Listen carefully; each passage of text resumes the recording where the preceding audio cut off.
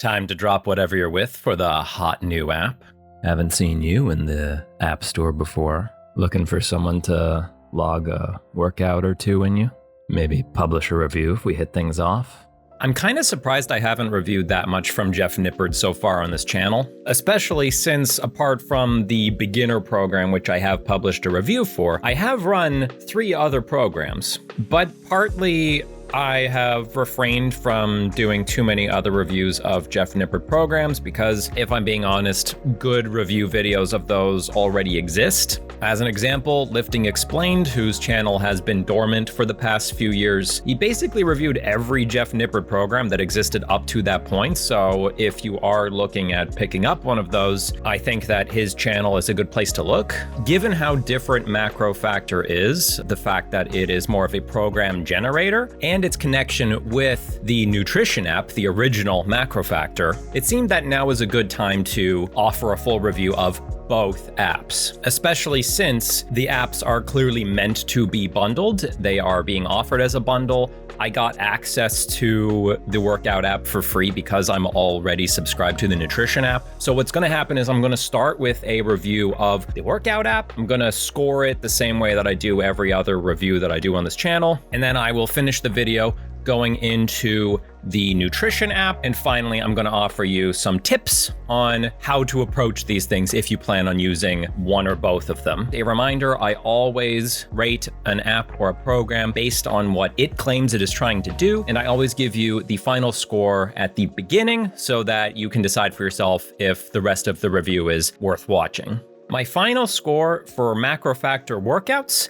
is 9 out of 10. The app I can compare it most easily to is MyoAdapt, which I reviewed shortly after its launch last year. I gave that one a considerably lower score. At the time, I made it very clear the reason for that was because, in my opinion, it wasn't really finished. There was a roadmap of expected features and upgrades already listed at launch. MacroFactor, by comparison, feels much more complete out of the box. And it's really good, at least from the workouts that I've tried so far and the little bit of kind of toying around with it that I've done. I'm going to really sing this thing's praises for most of this review. I want to start, though, by reminding you that everything this app does as far as generating programming and planning your progression and managing your workouts, these are all skills you can learn without the support of an app like this. People have been doing it for a very long time. But if the price fits into your budget, and this price is much lower than similar apps that I've looked at so far, I think MacroFactor just set the new standard for this type of app. For effectiveness, I'm giving it 2 out of 2. It gives you 3 options for goals that you can focus on: strength, hypertrophy, or both. I generated programs for all 3 just to see what they looked like, but the workouts I actually ran were listed as both, essentially a power building focus. And that really is the only difference. You're going to have more reps on hypertrophy and fewer reps for strength. That's a bit of an oversimplification, but at a glance, that is most of the distinction there. One thing that I really like, because it actually gives you a snapshot of the entire planned program at a glance, especially the strength movements follow a weekly undulating periodization structure, which is a very tried and true approach for building strength, just alternating fewer reps one week and more reps the following week. And the training is hard. The set structure does something I've never really seen before in something like this, where it actually has you take the first set in a lot of cases to 1 to 0 RIR, often programming it as a plus set where you are intending to take it to failure. And then the app will estimate what decrease in load or reps is required to hit its remaining sets with an RIR target, usually around 2 or 3. This is essentially a variation of a top set back off set, which again is a very tried and true, historically proven structure for building up strength, for building up muscle. And because it's really pushing you to stay very close to failure, especially because you are using that first set to establish that proximity rather than trying to take your best guess, that is going to maximize the muscle growth potential of each and every set that you do. There are a couple of very small details that had me scratching my head, not enough to necessarily detract anything. So I am running a 3-day program right now, and days 1 and 2 start with therefore focusing on a press, either bench press or overhead press, and then day 3 includes both your heavy squat work and your heavy deadlift work. I'm not sure why they decided to do that. I couldn't find anything, at least so far, that explains it. And it's not a total deal breaker, but it's really hard to go all out on deadlifts after you've just gone all out on squats. On usability, I'm giving it 1.5 out of 2. Navigating the logbook is very smooth, it's very easy. It didn't really take me that long to figure out the workflow for entering my weight, reps, RIR, and move from set to set. And then it applies all of that to whatever it's telling you to do on the next week. So you won't have a lot of specific guidance apart from RIR and rep range on the first week, but as you enter data into it, it starts giving you what to do every single exercise. And importantly, it's also very easy to tinker with any of this on the fly if you want to. So I had a few sets where I ended up going a little easier than I intended to, and it just updated the remaining sets to be like, okay, cool. So you're just gonna do a little bit more work on the next one. The reason I'm deducting about half a point on this one is because it is very complex. Within the workout, it's very easy to navigate, but orienting yourself throughout the whole rest of the UI, it took me a little bit to get used to. Fortunately, I do think it does a good job of introducing you to all of the key aspects of it when you're getting started, and the actual act of logging these workouts, like I said, it really shouldn't take most people much time to figure out. And there is quite a bit of customizability. It gives you the option of deciding which muscles you want to give a little more focus to or a little less focus to, though it does definitely also have some built-in prioritization. I didn't tell it not to program training for my tibialis, but it also didn't program training for my tibialis, which is fine. I don't really need to train my tibialis right now, but I could tell it I want to, and that's kind of neat. There are also things this app does that I have not seen before that I do want to flag as positives. And this is something they mention in their marketing. It actually lets you log drop sets. It lets you log partial reps. So if you're going that extra mile, if you want to do those intensity techniques, it can account for that. It's also got the stuff that you see in a lot of other apps like this. This levels page keeps track of how many sets you're doing per body part. I've never heard the term levels in relation to per body part volume, and it rewards you for having both apps by nicely integrating data into the homepage of both of them, actually. The weight increments are a little funky. I hope they fix some of that soon. I'm still trying to convince it that my gym doesn't have 55-pound plates. It's nice that it has the plate calculator. I am not poo-pooing it too much, but it's a little frustrating. I'm not very good at plate math. Essentially, it's a couple of bugs, a couple of quality of life fixes that it looks like from the roadmap section, they are looking at making improvements over the next few months. So I feel like I am justified in feeling confident that that will be improved on. On flexibility, 2 out of 2. If you can name it, you can change it. Kudos to them for making it really easy to swap out exercises, including mid-workout, and making it easy to turn neighboring exercises into a superset within the session. There are a few kinks that I hope get improved. It's the second time I've brought up kinks. I wouldn't describe this app as kinky. It's quite vanilla, really. But there are a few things that I do hope improve over time. In particular, while it is very easy to swap exercises and it will give very good suggestions for its primary swaps, oftentimes the swaps are so similar to the original that it kind of defeats the purpose and you have to dig a little bit deeper. And at that point, you are starting your search from scratch. It gives you a lot of criteria to narrow it down, and a lot of users may not even understand a lot of what these criteria are referring to or why they should prioritize one thing or another with this swap. The particular instance I dealt with this for was for the sumo deadlift. I have historically had trouble with the sumo deadlift. I do know how to do it, but I have found that my knees get really achy off of it, so I just wanted to do a different deadlift movement. But all of the swaps it suggested were sumo. Jeff, I get that you love the sumo. I know you're a sumo bro. I saw your weird ass video where you were trying to intimidate a cardboard cutout of Chris Bumstead. I would still qualify this, though, as a bit more of a personal nitpick rather than something I see as a deal breaker, because that's really the only instance where that was something I found an obstacle. For the most part, the suggested swaps are really, really good. You can also just generate fresh programming whenever you want. One thing I really didn't care for with something like Juggernaut AI when I was using it, review at some point in the future, let me know in the comments if you want one, was that as soon as you generated a fresh program, your program's gone. With this one, you can just kind of stockpile them and just kind of put them aside for whenever you want to pick them up. It even gives you these cute little icons and you can pick what color they are, so there's a little bit of whimsy there. And you can also build gym profiles similar to like Fitbot or MyoAdapt, where the specific equipment you have access to gym is accounted for. So for someone like me who has like 3 different gyms that I will be using depending on where I am that day,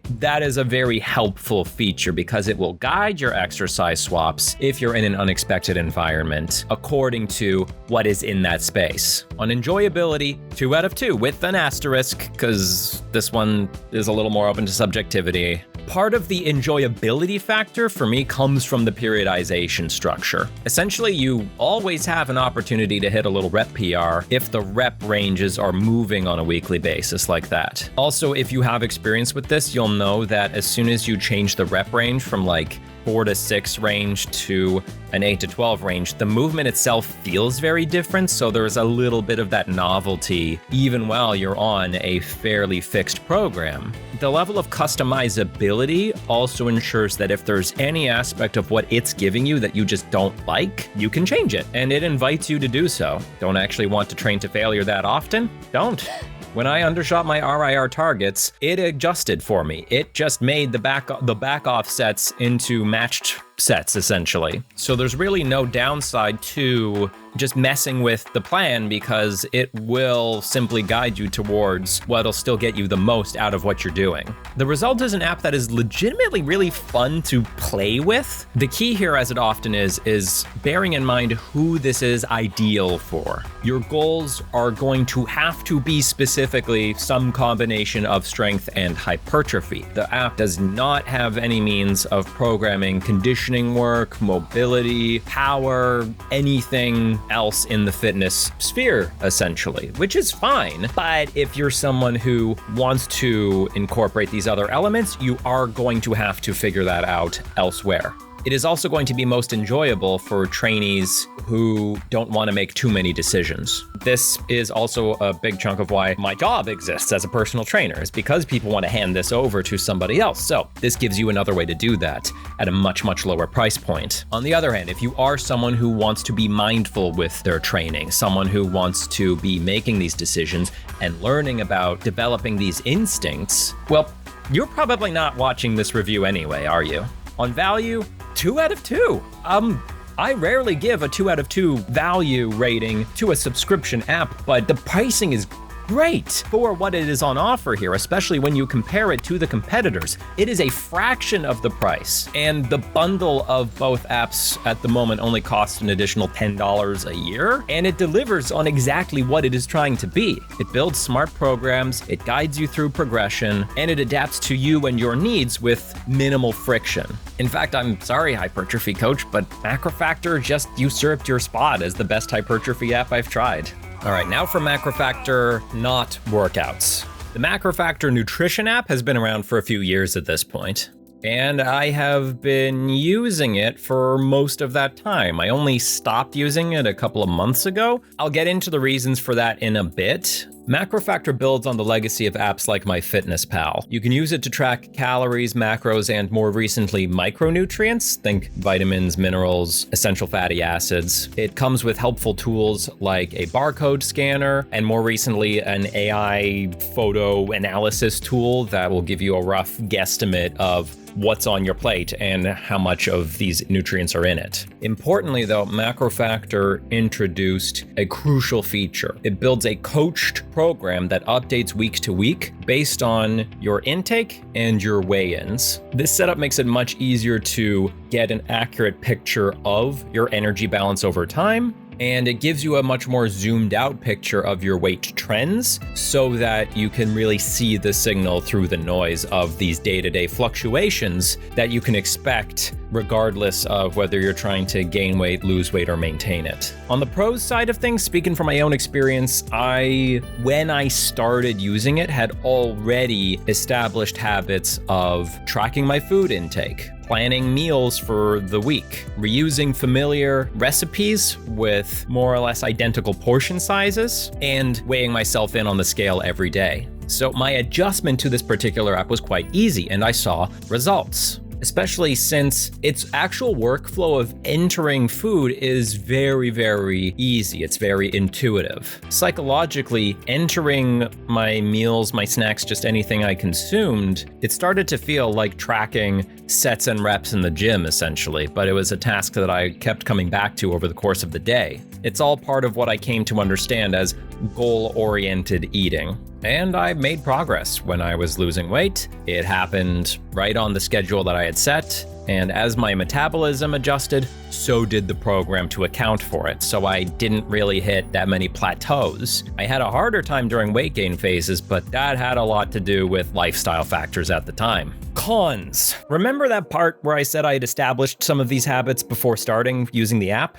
My partner and I have both recommended MacroFactor to clients of ours, and both ended up having very similar, not positive experiences. The app only tells you, based on the data you're giving it, how much to eat. It doesn't tell you what types of food will get you there. It doesn't give you the skills of measuring with the required level of precision. And it doesn't tell you what to do if you're not seeing the response that you're looking for. And in both of the cases that we saw people go through, the calories that it was recommending after a few weeks, especially multiple attempts to sort of like start over, were radically low, dangerously so, and they were not seeing the results that they wanted. Without a detailed view of our clients' nutrition, neither of us were enrolled as nutrition coaches, so we did not have that granular understanding. I can't remark exactly on what was going wrong, but my take on it is that it doesn't necessarily meet you where you're at if you don't already have some of the requisite skills. As an example of a method that it could well have implemented by this point, but it hasn't,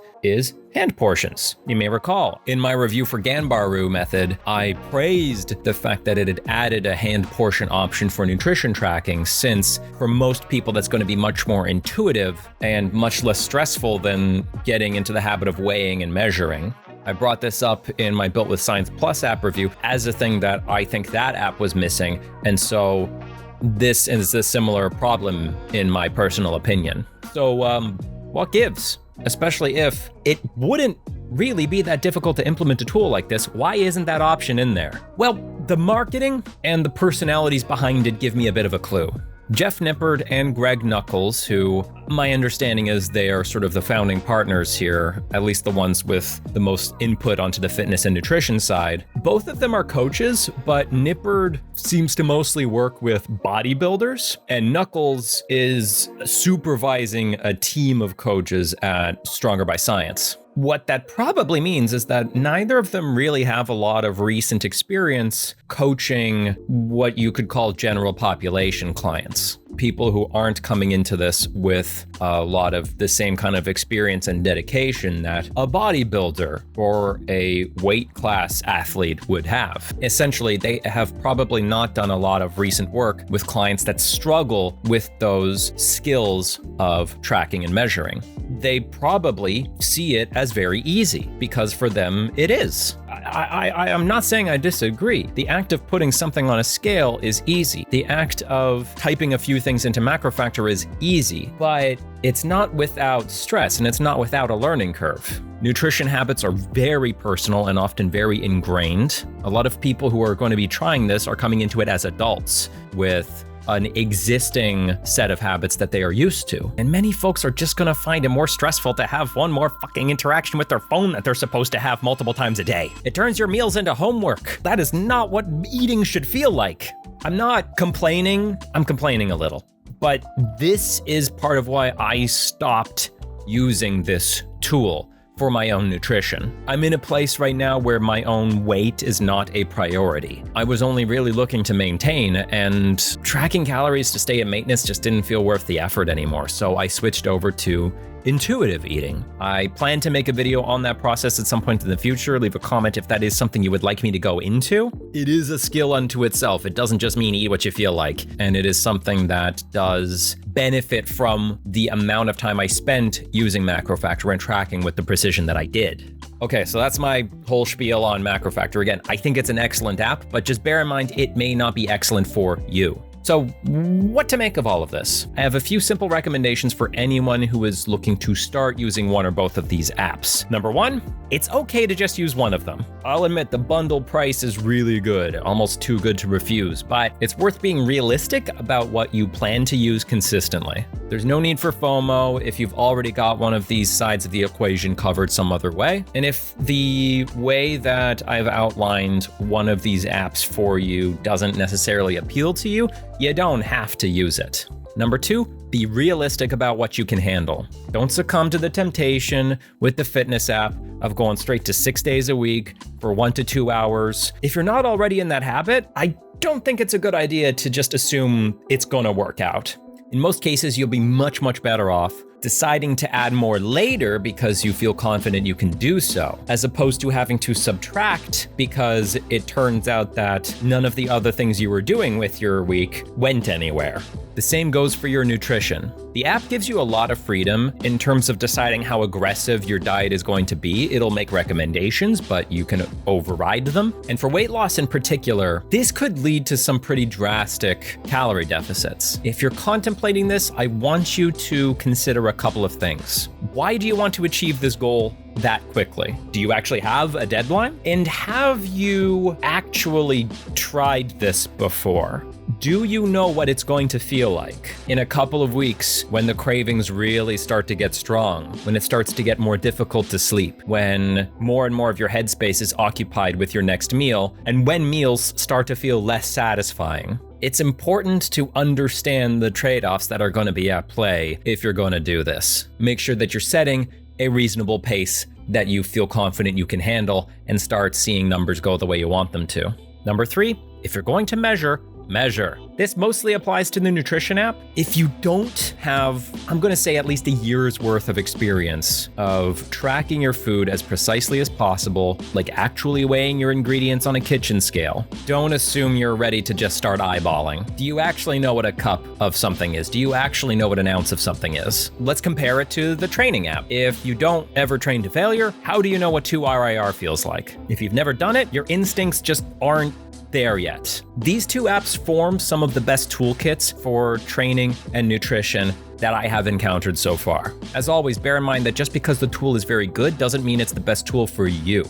Hopefully you have watched the rest of this video, at the very least you've skimmed it, I hope, and you have decided for yourself if the style of what these apps are directing you towards is something that is going to suit you. In the meantime, if you're interested, I have a whole playlist of program and app reviews just a click away. Just a click away. It should be right here or here on the screen. I keep forgetting which side it ends up on. And whatever tool you're using, use it to go get friggin' strong. Bye.